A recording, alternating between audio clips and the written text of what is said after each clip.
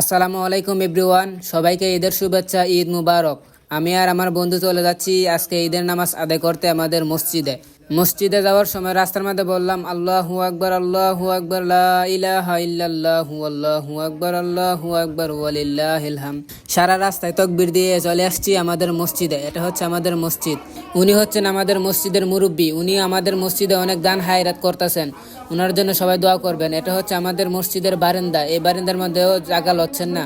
তারপরে চলে গেলাম মসজিদের ভিতরে গিয়ে দেখি মুসল্লিগণদের জায়গা লচ্ছেন না। তারপরে আমি সিপাই সাপাই ঢুকে ঈদের জামাত অনুষ্ঠিত করলাম। প্রিয় দর্শক, আপনারা দেখতে পাচ্ছেন আমাদের মসজিদে মুসল্লিগণদের জায়গা লচ্ছেন না। আর ওই সময় দেখে আমার বাতিতে শতানি করতেছে, আপনারা দেখতে পাচ্ছেন সে কিন্তু অনেক শতানি করে। তারপরে আমাদের ইমাম সাহেব কি বলে শুনেন। আল্লাহু আকবার, আল্লাহু আকবার, লা ইলাহা ইল্লাল্লাহ, আল্লাহু আকবার, আল্লাহু আকবার, ওয়ালিল্লাহিল হামদ।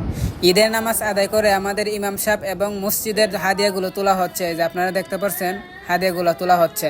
তারপরে মোনাজাত শেষ করলাম। মোনাজাত শেষ করে মসজিদ থেকে বের হয়ে গেলাম। বের হয়ে কবরবাসীদের জন্য দোয়া করলাম। আমরা সকল মুসল্লি মিলে, দেখতে পাচ্ছেন আপনারা, আমরা সকল মুসল্লি মিলে কবরবাসীদের জন্য দোয়া করছি।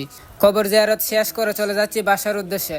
বাসায় যেয়ে গরু কোরবানি দিতে হবে, সেজন্য বাসার উদ্দেশ্যে রওনা হচ্ছি। বাসায় গিয়ে কাপড় চেঞ্জ করে চলে আসছি গরুটাকে কুরবানি দেওয়ার জন্য।